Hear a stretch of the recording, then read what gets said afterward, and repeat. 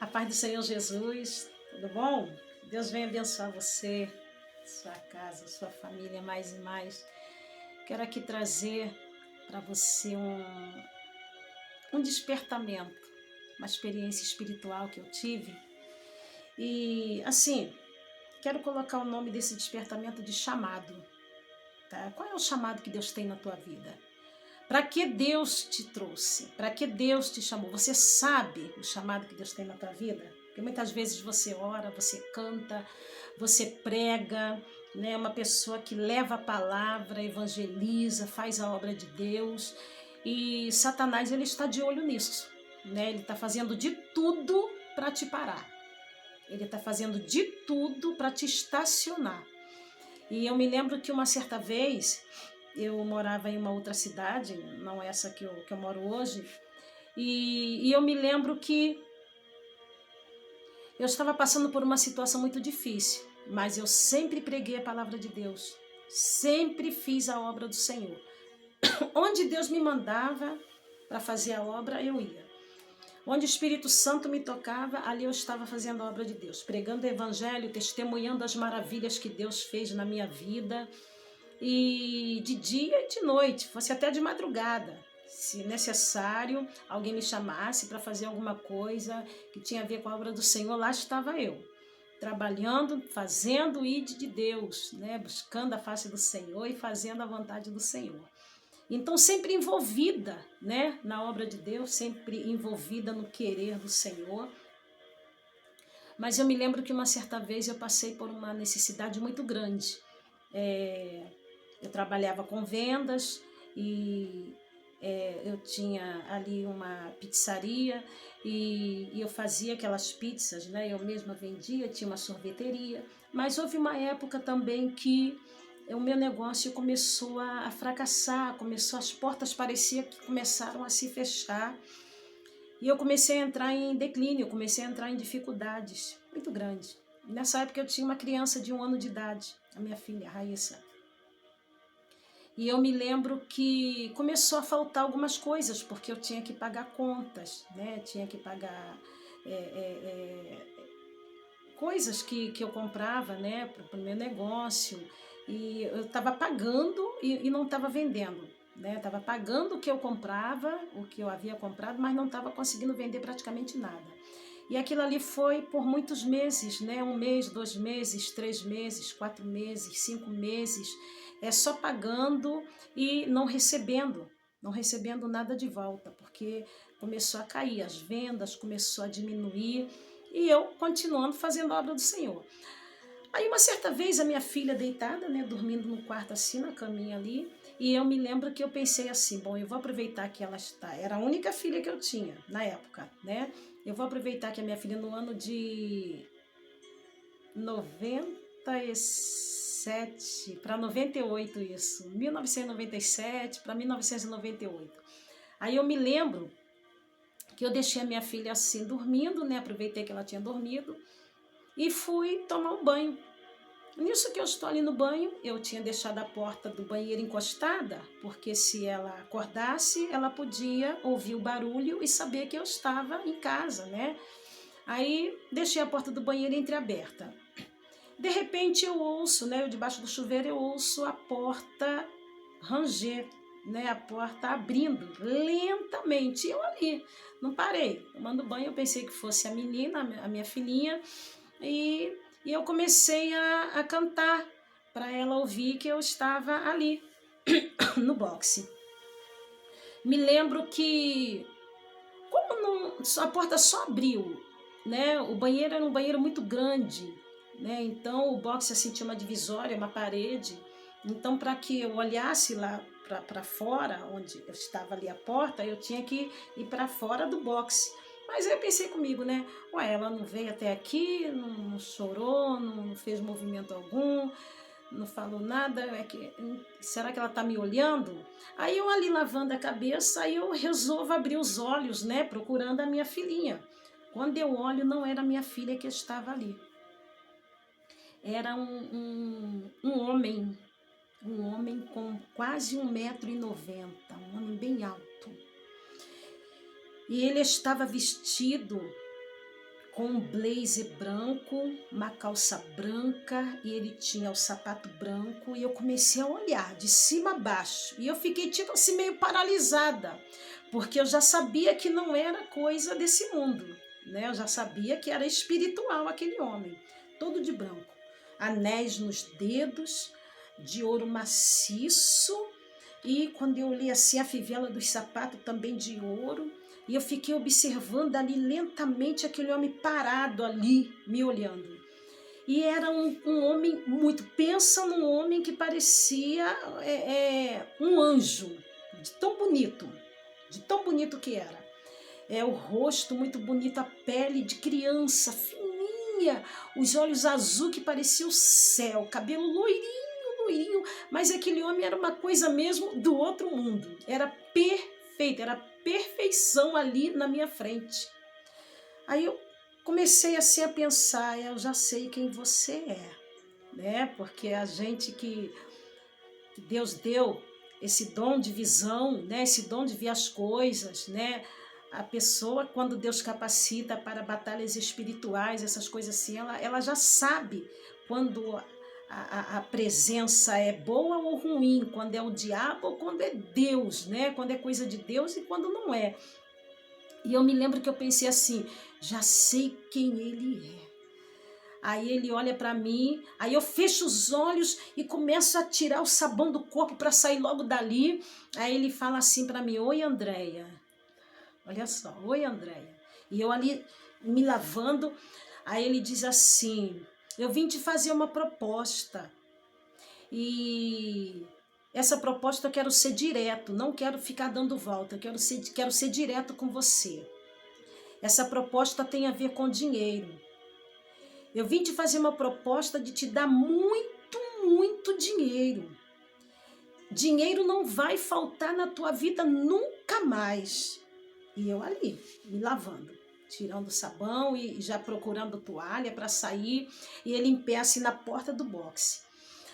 Aí ele disse assim para mim, vamos fazer o seguinte, se hoje você prometer para mim que você nunca mais vai falar desse Jesus e as coisas que ele faz e fez na tua vida, eu vou te dar muito dinheiro, não importa de onde vai vir, você não precisa se preocupar, eu tenho os meus meios e você nunca mais vai passar necessidade. Então, a minha filha já não estava mais comendo o danoninho que ela gostava, o biscoitinho que ela gostava, as fraldas descartáveis naquela época, irmão, no ano de 97, 98, eram muito caras, não é igual hoje, era só as fraldas, a maioria era de marcas caras, a gente não encontrava fraldas descartáveis igual encontra hoje, de várias marcas, né, verdade, vários valores, né? Para pessoas que podem comprar e para pessoas que não podem comprar também conseguem comprar. Hoje é assim. Antes não, antes eram caras mesmo. Então, como eu saía muito para a obra, era necessário usar nela fraldas descartáveis, né? Embora tinha aquelas fraldinhas de pano que hoje as crianças não sabem o que é isso, né? Aquelas fraldinhas de pano que a gente usava nas crianças com calça plástica e alfinete. Mas eu me lembro que ali a minha filha não tinha aquele dia tomado o danoninho dela, né, pela manhã, não tinha comido biscoito, e eu triste, orando, falando com Deus. Então veio esse ser e me fez essa proposta. Você para de falar, não precisa falar com tantos detalhes desse Jesus, não precisa mostrar ele com tantos detalhes. Se você fizer isso, você não precisa parar de fazer a obra de Deus, ele falava assim. Mas se você não ficar falando tantos detalhes de coisas que ele faz para mover, para mudar a vida de pessoas, você não precisa botar tanta coisa, tantos detalhes, não precisa falar tanto o que diz a Bíblia, o que ele fez por você. E você nunca mais vai ficar sem dinheiro. A sua filha está lá, ó. Hoje ela não teve o que ela gosta. Aí eu fechei o chuveiro, né? E fiquei ali ouvindo, parada. Ouvindo aquele ser muito bem trajado na minha frente. terno de linho. Na época era blazer, né? Era um blazer assim, que se usava na época, transpassado de 4, 6 botões. Era esses blazers assim, alguns irmãos talvez vão lembrar. Se você lembra dessa roupa que muitos usavam na época, né? Aqueles blazers transpassado de 4, de 6 botões, era muito bonito. Se você lembra disso, minha irmã, meu irmão, coloque aí nos comentários aí. Vamos conversar um pouquinho aí. Então eu me lembro que ele falou para mim: eu sou o dono de todos os bancos da terra. Olha, irmão, como Satanás é terrível. Todo o dinheiro dessa terra é meu. Ele é terrível. Para iludir, né, ele faz isso, né? Para iludir, ele faz isso. Então, ele disse assim: basta você parar que eu nunca mais deixo faltar para você. Não precisa deixar de ser crente, não. Não precisa sair da igreja, não. Entendeu? E eu ali parada, o chuveiro desligado. Aí eu disse assim para ele: Satanás, quem me libertou foi Deus. Quem me salvou foi Jesus. Quem me libertou das garras do inferno foi o meu Jesus. E eu vou continuar falando que Ele é bom, que Ele é grande, que Ele muda a vida, que Ele opera maravilha na vida das pessoas, que Ele transforma, o que Ele fez na minha vida e faz. Eu vou continuar falando as maravilhas, pregando a palavra de Deus, e você não vai me impedir, porque eu não vou fazer acordo nenhum contigo. Aí ele disse assim: ah, é? E cadê o teu Deus que não dá agora o que você precisa? Aí eu falei: Ele vai dar porque Ele é meu Deus. E eu não tenho acordo nenhum contigo. Em nome de Jesus, saia da minha casa. Porque quem mora aqui é o Espírito Santo. E você não tem legalidade aqui dentro. Aí ele: tá bom. Aí abaixou a cabeça assim, concordou, fingiu que concordou, virou as costas e saiu.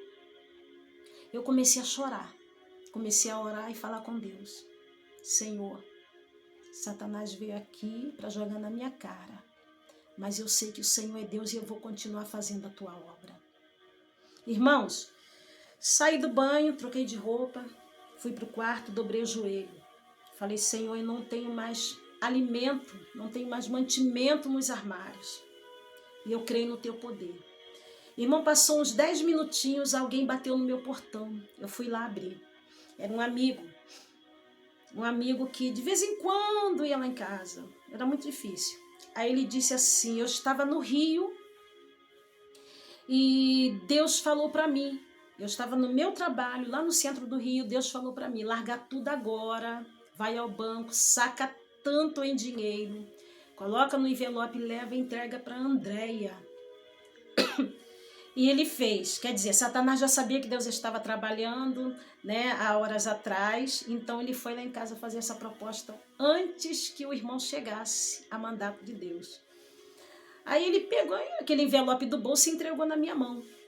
Irmão, quando eu abri o envelope, ali tinha um valor que dava para manter a mim e a casa por 3 meses. 3 meses. Imediatamente fui ao mercado, comprei tudo que precisava, agradeci a Deus, cheguei em casa, né, com os mantimentos, tudo ali, estendi as mãos para o céu, orei, falei: Senhor, multiplica, abençoa também a vida do teu servo que me abençoou. E disse assim: olha aí, Satanás, o meu Deus não desampara os seus servos. O meu Deus é fiel para guardar, proteger e cumprir. Você viu que o meu Deus tinha ido lá no Rio e tinha dado uma ordem, por isso você veio aqui em casa, né, Satanás? Mas esse Deus que eu sirvo é fiel, poderoso e verdadeiro, e você está derrotado em nome de Jesus. Irmãos, e dali, continuei fazendo a obra do Senhor, né? Fechei o que eu tinha, né, o meu trabalho, e Deus continuou me sustentando na obra. Quero trazer aqui para você um despertamento. Você que Deus tem um chamado e você parou, talvez você parou para arrumar 3 empregos. Nada contra alguém que trabalha, tem que trabalhar mesmo, é bíblico. Quem não trabalha não come, né? A gente tem aí muitas passagens bíblicas que incentiva e fala que a pessoa tem que trabalhar. Mas largar tudo o que Deus colocou na tua mão para viver só as coisas dessa terra, né? Então, se você é pastor, se você tem certeza que Deus te chamou para pastorear, como você pode estar deixando as ovelhas abandonadas e trabalhando, né? Se Deus te chamou para pastorear e se você tem certeza e aceitou o cargo, né? Deus já usa alguém ou a igreja para te sustentar, para ajudar a tua casa, abençoar a tua família, né? Mesmo assim, você quer mais, né? Então, assim, e a igreja fica fechada, as ovelhas em casa, porque chegaram lá, o pastor não tinha chegado a tempo, e você colocou na tua cabeça que você tem que crescer na vida, que tem que ter bastante coisas. Eu sei que existem pessoas que passam em uma necessidade, tem que trabalhar mesmo, é o certo, já falei aqui, tem que trabalhar. Mas você não pode deixar as coisas que Deus colocou na tua mão para se ocupar com outras coisas e essas outras coisas te afastam do querer de Deus, né? Se você tem algo que você está fazendo que te impede até de estar nos cultos, você vai em um culto por mês e quando vai, irmão, tudo que te afasta de Deus não é da vontade de Deus. Talvez tenha alguém que não vai entender essas minhas palavras, mas é a verdade. Tudo que te afasta de Deus te enfraquece. Aos poucos vai te desanimando. Hoje você faltou, amanhã faltou, depois faltou. Daqui a 15 dias você faltou e não está indo mais à igreja. Aí quando você vai, você acha que faltou só 4 dias, você já faltou um mês sem aparecer, sem cultuar a Deus juntamente com seu povo. Porque você está envolvido demais com as coisas desse mundo. Você enfraqueceu. Você procurou muito as coisas materiais e esqueceu do que Deus colocou na tua mão. Deus tem algo contigo, Deus tem uma obra com você. Você enterrou os talentos. Vai chegar a hora que o Senhor vai pedir conta. Não adianta você fazer tanta coisas nesse mundo e esquecer aquilo que Deus colocou na tua mão, os compromissos que Deus colocou na tua mão. Ele vai pedir conta e você vai ter que prestar conta. Você vai ter que prestar conta, tá? Aquele que faz para Deus não tem falta de nada. Amém? Você pode até pagar preço, passar por lutas, problemas, provações, mas falta, Deus não deixa não. Ele cuida. Sabe por que você passou a ter falta de muita coisa e largou totalmente as coisas de Deus para se inteirar somente nas coisas materiais? Porque você não tem mais confiança, você não tem mais fé. A tua fé não é mais como era antes, tá? Então coloque na balança, saiba separar as coisas. Não se venda, não se troque, tá? Por mais que você busque as coisas materiais que precisam, tá bom? Principalmente quem tem família, mas não abandona o buscar a Deus. Está na presença de Deus, está ativo na dispensação e na caminhada, fazendo aquilo que Deus te chamou para fazer. Que Deus te abençoe em nome de Jesus mais e mais.